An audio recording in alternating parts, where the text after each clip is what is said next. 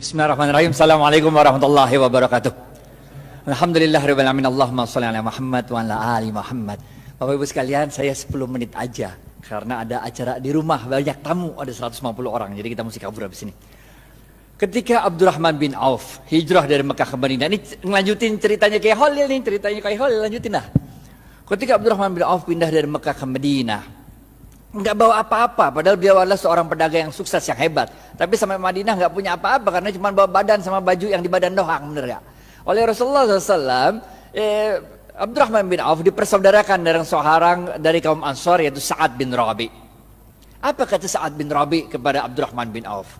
Sa'ad bin Rabi mengatakan, ya Abdurrahman, ini saya punya harta, kita bagi dua dah. Ini ada rumah, bagi dua, satu buat saya, satu buat ente. Ini ada kendaraan, bagi dua, semua bagi dua. Bahkan waktu itu Sa'ad bin Rabi mengatakan, saya punya istri dua. Pilih yang mana dah? Ente boleh buat ente satu, benar gak?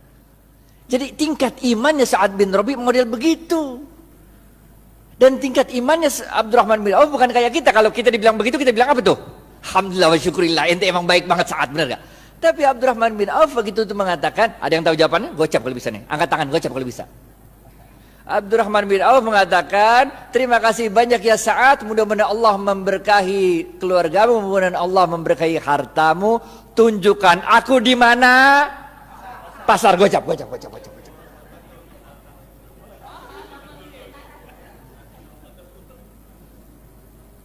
Tunjukkan aku di mana pasar, men. Bener gak? Harta mah insya Allah der, Allah yang ngatur rezeki, yang penting lu usaha, bener gak? Yang penting usaha. Udah, tunjukin pasar sama Sa'ad, jalan berdua ada tuh. Ngelengkapin kisahnya Kiai Fikri Bareno juga nih. Jalan. Sa'ad nanya, si Abdurrahman bin Auf nanya sama Sa'ad, ini pasarnya siapa nih Ad katanya? Orang Yahudi katanya. Di depan pasarnya ada tanah kosong, ditanya lagi, Ad, ini tanah kosong punya siapa Ad katanya? Punya aneh kata Sa'ad. Udah Ad, kita jadiin pasar katanya. Bagaimana caranya? Udah tenang dah. Orang kalau jualan di pasarnya Yahudi itu suruh nyewa lapak. Lapak tuh sewa, bener gak? Sedangkan Abdurrahman bin Auf itu tanahnya Sa'ad bin Rabi dipatok-patok, dijadiin itu lapak-lapak, kan nyewa. Kaum muslimin silakan jualan aja di sini. Kalau untung bagi hasil. Ngerti gak? Lah itu kaum muhajirin yang pindah kan nggak punya harta yang dibawa, bener gak? Jadi kalau suruh bayar sewa kagak sanggup, bener gak? Jualan aja dulu, benar gak? Kalau untung bagi hasil nih. Itu sebabnya ekonomi Madinah mulai tumbuh. Seorang sahabat waktu itu datang kepada Rasulullah SAW, ya Rasulullah, kami ini dagang untungnya kecil, sedangkan orang-orang Yahudi dagang untungnya besar, sama-sama di Madinah nih. Nabi kaget, kok bisa begitu? Barangnya sama katanya. Kok bisa orang Yahudi untungnya gede, kalian untungnya kecil? Para sahabat menjawab, kami kalau dagang ngikutin cara mau berdagang ya Rasul. Rasul tambah kaget lagi lah. Bagaimana caranya? Kami kalau dagang jujur. Kalau orang mau beli 1 kilo, saya nggak ngurangin timbangan, tetap 1 kilo. Kalau mau beli 1 meter, tetap 1 meter, nggak ngurangin ukuran. Sedangkan orang Yahudi kalau dagang curang, ngurangin timbangan, ngurangin ukuran. Makanya labanya untungnya gede, sedangkan kami untungnya kecil. Udah jujur belum tuh? Udah jujur kan? Apa kata Rasul? Cara kalian berdagang salah. Maukah aku beritahu bagaimana cara berdagang yang benar? Rasulullah SAW mengatakan, kalau ada orang mau beli, ente jangan kurangin, ente lebihin. Ngerti gak? Di zaman saya kecil tuh, kalau orang jual kacang tuh, habis di sendok 2 biji, ditambahin dikit, biar anget. Ngerti gak? Kalau jual duku tuh, habis ditimbang, tambahin dikit, biar anget. Bener gak? Jual daging, potong tuh, habis itu tambahin dikit, biar anget. Tahu gak? Apa yang kejadian? Orang-orang yang biasa belanja di pasar Madinah, orang Yahudi, sekarang pindah ke tempatnya orang Muslim. Karena pertama, orang ngomong dari mulut ke mulut. Kalau belanja di pasarnya orang Islam aja enak, 1 kilonya berat. Kalau tempat orang Yahudi 1 kilo enakan pasar orang Islam, kalau 1 kilonya banyak. Kalau tempat orang Yahudi 1 kilonya dikit. Ini rahasia yang pertama. Rahasia yang kedua, tiap kali dia jualan kan berarti dia sodakoh, ngelebihin, bener gak? Kalau sodakoh ente ngundang barokahnya Allah. Paham nggak? Paham nggak? Jadi Bapak Ibu sekalian, ini kita tarik dua pelajaran penting. Yang pertama, kalau bisnis jangan curang. Ngapain bisnis curang? Bener ya? Kita orang Islam men, kalau ente orang Islam sholat tapi bisnis curang, enggak oke. Yang pertama nih, bisnis jangan curang, jangan ngurangin timbangan, jangan ngurangin hak pembeli. Yang kedua apa? Yang kedua, kalau bisnis itu banyakin sedekah, ngejar barokah. Makanya kita diajarkan oleh Rasulullah SAW sebuah doa yang sangat ada yang tahu doanya? Doa mau makan, doa mau makan, doa mau makan, doa mau makan, doa mau makan. Woi gocap woi, ya bu. Allahumma barik lana, gocap.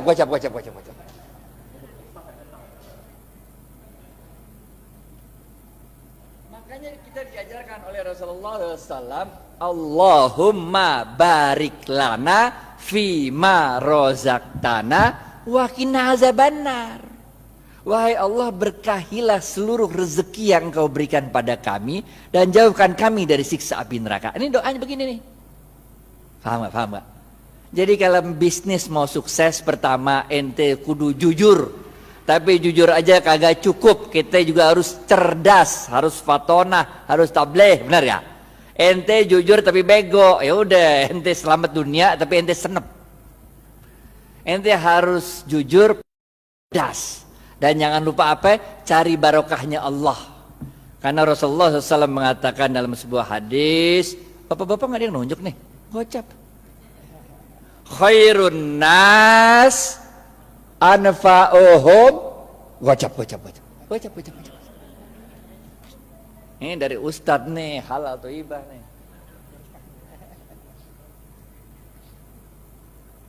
Paham ya? Yang pertama nih, kudu jujur, sidik amanah.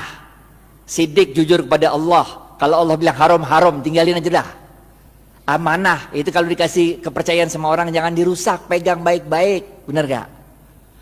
Selain jujur kita juga harus cerdas dalam membaca situasi, fatonah, cerdas dalam menyampaikan sesuatu, tabligh. Kagak cukup yang ini doa. Yang ketiga, benar gak? Jujur, cerdas. Yang ketiga, cari barokahnya Allah. Khairun nas anfa'uhum linnas. Sebaik-baik manusia adalah yang paling banyak memberi manfaat bagi manusia lain. Ngapain kaya sendirian, gak asik walaupun halal. Ngerti gak? Gak asik kaya halal tapi gak nyebarin barokah, gak asik. Orang bilang dia kaya tapi pelit, benar gak? Yang keempat, terakhir nih, habis nih.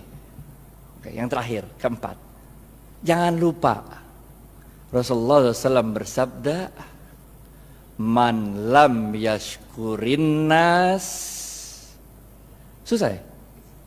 Pilihan berganda. A, man lam yashkurin nas lam yashkurillah. B, man lam A atau B? A.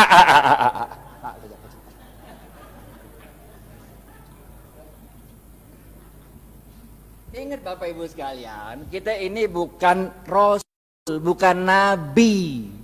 Kalau Rasul sama Nabi ada masalah, doa dikit, Allah kirim pertolongan pakai malaikat. Ya kan? Nabi Musa, depan laut, belakang Fir'aun. Masalah kan? Doa dikit, laut merah kebuka, jalan baik-baik dah. Bener gak? Fir'aun ngikut dari belakang, doa lagi dikit, ketutup laut merah, mati Fir'aun. Bener gak? Nabi Ibrahim dibakar hidup-hidup sama Namrud. Doa dikit, berasa dingin tuh api, bener gak? Nabi. Lah kita ini manusia, Pak. Coba aja ibu pulang ntar, coba bakar tangan kalau nggak gosong, bener gak? Caranya Allah nolongin kita dengan menggerakkan makhluk-makhluknya untuk nolong kita. Itu sebabnya man lam yashkurin nas lam yashkurillah. Siapa-siapa yang tidak dapat berterima kasih pada manusia, pada hakikatnya dia tidak bersyukur kepada Allah. Nih nomor 4. Ente sukses bisnis, ente jangan merasa sukses itu karena diri ente, tapi karena Allah menggerakkan makhluk-makhluknya supaya kita sukses. Emang bisa hidup sendirian? Emang saya bisa nyampe Al-Azhar kalau kagak ada supir yang nganterin kemari? Emang supirnya bisa nyampe sini kalau di rumahnya nggak ada istrinya yang nyetrikain pakaian? Emang mobil bisa jalan sendiri kalau nggak ada yang jual bensin? Bener gak? Man lam yashkurin nas lam yashkurillah. Kesimpulan, habis waktunya nih. Yang pertama, Oke? Jangan lupa jujur. Jujur penting. Ada dua jenis jujur. Kepada Allah namanya siddiq, kepada manusia namanya amanah. Dua, cerdas. Ada dua jenis cerdas. Yang pertama fatonah, faham memahami situasi. Yang kedua tabligh, pandai untuk meyakinkan orang lain. Yang ketiga apa? Khairun nas anfa'uhum linnas. Bisnis itu jangan cuma mau cari untung, tapi bisnis itu harus memberikan manfaat banyak-banyaknya orang. Benar gak? Yang keempat, jangan kita yang merasa bangga kesuksesan bisnis itu karena kita doang. Kita harus terima kasih sama orang-orang lain. Karena man lam yashkurin nas lam yashkurillah. Siapa-siapa yang tidak dapat berterima kasih pada manusia, pada hakikatnya dia tidak dapat bersyukur kepada Allah. Maka dalam tempo yang singkat, dominasi ekonomi Yahudi di kota Madinah dapat dipatahkan oleh kaum muslimin. Bagaimana dengan kita di Indonesia? Nanti kita serahkan ke Khalil Ridwan untuk yang membahas. Pokoknya nggak usah nunggu kita sempurna dah. Yang bisa jalanin gitu aja dah. Karena kaidah fikihnya berbunyi ma la yudraku kulluhu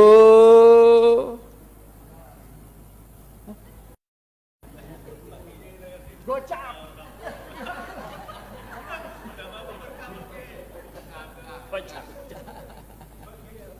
Ma la yudraku kulluhu la yudraku kulluhu.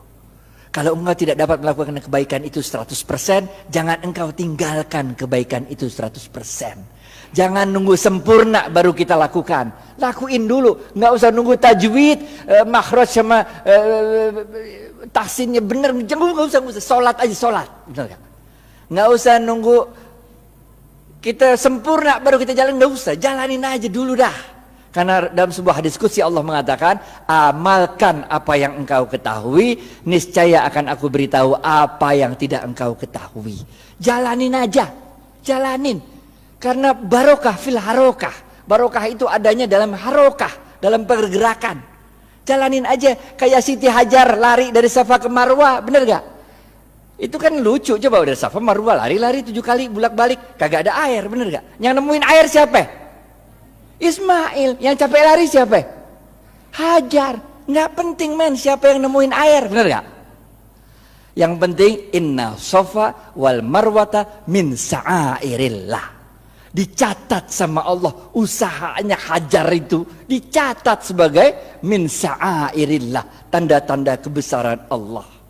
Nggak penting kalau kita usaha tuh bahwa kehebatan usaha kita itu dia dinikmati oleh kita, nggak penting. Bahkan ketika besok pun mau kiamat, kalau punya bibit lu tanam, ngerti gak?